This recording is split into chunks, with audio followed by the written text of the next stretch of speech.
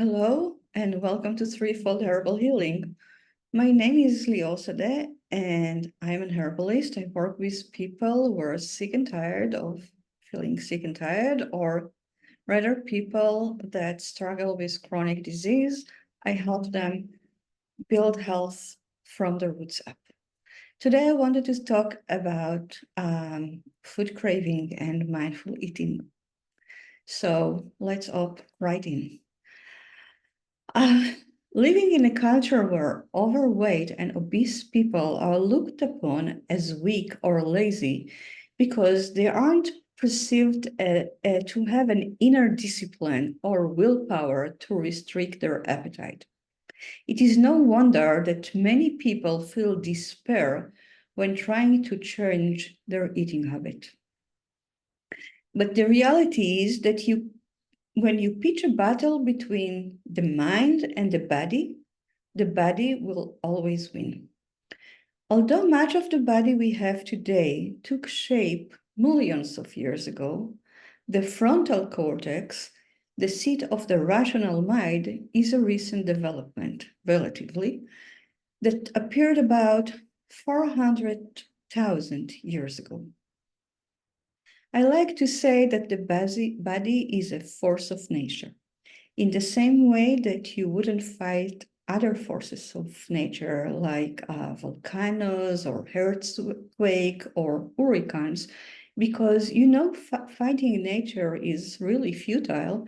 There is no sense in fighting your own body. Eating habits that restrict you are bound to fail you, because in a moment of weakness, when you are tired, when you are bored, when you are frustrated or depressed, or even feeling just cold, other parts of your body and brain will take over. Your hand will reach out to the refrigerator or the pantry in a blink of an eye before your frontal cortex have the time to process what is happening and make a rational decision. Let's try a little exercise, imagination exercise. So imagine what would happen if you let go of all restriction. You indulge yourself in the food that you crave the most. How much will you enjoy it? On the first bite? On the first day? On the first day, week, and so on. Eventually, even the foods that you crave most will become dull to your taste buds. What if you let yourself experience your craving until you satiate them? What will emerge? Eating speaks to our first chakra. It is an activity that grounds us in our body and in nature. We are dependent on nature for sustenance that will keep us alive and functioning. Our forefathers and mothers, the hunter-gatherers' lives, were fully immersed in the rhythms of nature. The days and nights, seasons of abundance, seasons of scarcity, food safety was not granted for them. They could not store or accumulate reserves. They lived with what they had in the present moment. Instead of pantry, they used their body to store excess food for lean times. Today, most of us live with a full pantry and a full refrigerator. Still, in our bodies, there is a need to store for lean times. And it compels us to finish everything on our plate even when we are satiated, or even to reach for second when we don't really need it. Our ancestors' diet was mainly vegetarian. Hunting was a hard job. And even when they were successful with no refrigeration, meat got spoiled real fast. Fruits, leaves, and roots were their staple food. Roots were the most valued source of calories because they contain carbohydrate, which is a supreme source of energy. While most fruits were sour, and leaves were bitter, roots were sweet. So now I'm not talking about the sweet taste that we are used to and we bred into the modern diet that we have in a baked good or candy or cakes or stuff like that.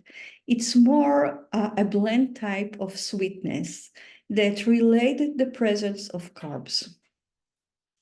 Digging for root without a pitchfork was a hard job, but roots were still a good source of nutrients. So the brain had to motivate us to still do it, even if it's a hard job. And he did it by rewarding us every time we ate something that contained high levels of carbs with dopamine. So we had like the sticker you would get as a child at the dentist that said, good job. We had like dopamine release in the brain every time we ingested carbohydrate.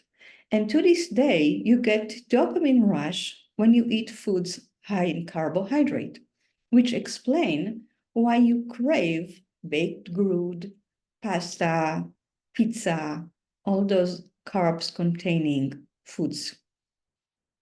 For newborn baby, breast milk comes in the context of feeling the warmth of their mother's body and listening to their mother's heartbeat.